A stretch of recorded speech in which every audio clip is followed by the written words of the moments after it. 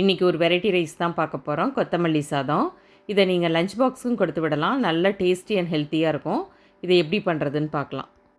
வாணலில் எண்ணெய் சேர்த்து 1 டீஸ்பூன் மிளகும் ஜீரகமும் சேர்த்துக்கோங்க. அது கூட 1 டீஸ்பூன் வெள்ளை எள்ளு சேர்த்து இது எல்லாம் நல்லா பொரிஞ்சதுக்கு பிறகு 6 பச்சை மிளகாவும் 3 வரமிளகாவும் சேர்த்துக்கிறேன்.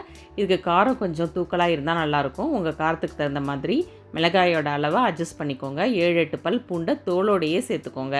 கொஞ்சமாக கருவேப்பிலை சேர்த்து ஒரு சின்ன துண்டு புளியும் சேர்த்துக்கோங்க. இந்த சாதத்துக்கு மைல்டாக ஒரு புளிப்பு டேஸ்ட் இருந்தால் நல்லாயிருக்கும். அதுக்காக தான் கொஞ்சமாக புளி சேர்த்துருக்கேன். தாராளமாக கொத்தமல்லி இலையை தண்டோடவே சேர்த்து நல்லா வதக்கிக்கோங்க.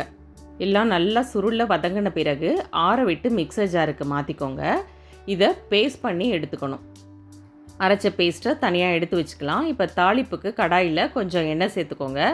1 டீஸ்பூன் உளுத்தம்பருப்பு சேர்த்து தாளிச்சுக்கோங்க.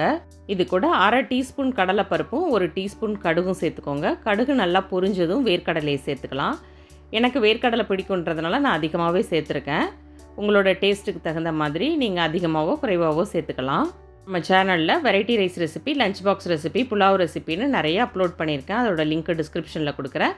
அதையும் செக் பண்ணி பாருங்கள். இது நல்லா வதங்கின பிறகு 2 வரமிளகாய் சேர்த்துக்கோங்க. கொஞ்சம் கருவேப்பிலையும் சேர்த்துக்கலாம். எல்லாத்தையும் நல்லா கலந்து விடுங்க. இப்போ அரைச்ச பேஸ்ட்டை சேர்க்கணும். 2 நிமிஷத்துக்கு அந்த எண்ணெயிலேயே நல்லா வதக்கி விடுங்க. 2 நிமிஷத்துக்கு பிறகு 1 டீஸ்பூன் மஞ்சள் தூளும் தேவையான அளவுக்கு உப்பும் சேர்த்து கலந்துக்கோங்க.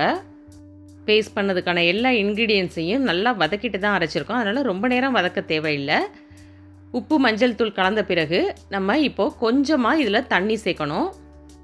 மிக்சர் ஜார்லேயே கொஞ்சமாக தண்ணி சேர்த்து கலந்துக்கிறேன். இதை நல்லா மிக்ஸ் பண்ணி விட்டுக்கலாம். 1 நிமிஷம் கொதிக்க விட்டால் போதும். அதுக்குள்ளேயே தண்ணி எல்லாம் நல்லா ட்ரை ஆகிடும். அதுக்கு பிறகு நம்ம வேக வச்சு ஆற வச்சுருந்த சாதத்தை இது கூட சேர்த்து நல்லா மிக்ஸ் பண்ணிக்கலாம். நம்மளோட சாப்பாட்டில் சேர்க்கும்போது கொத்தமல்லி இலையெல்லாம் பசங்க எடுத்து சாப்பிட்றதே கிடையாது. கருவேப்பிலை மாதிரி கொத்தமல்லியும் தனியாக எடுத்து வச்சுருவாங்க. இது போல் நீங்கள் அரைச்சி சேர்த்து செய்யும்போது நல்ல ஃப்ளேவர்ஃபுல்லாகவும் இருக்கும், ஹெல்த்தியாகவும் இருக்கும். பசங்க நல்லா விரும்பியும் சாப்பிடுவாங்க. இந்த சாதத்தை கண்டிப்பாக ட்ரை பண்ணி பாருங்கள். எப்படி இருந்ததுங்கிற உங்கள் ஃபீட்பேக்கையும் ஷேர் பண்ணுங்கள். தேங்க்யூ.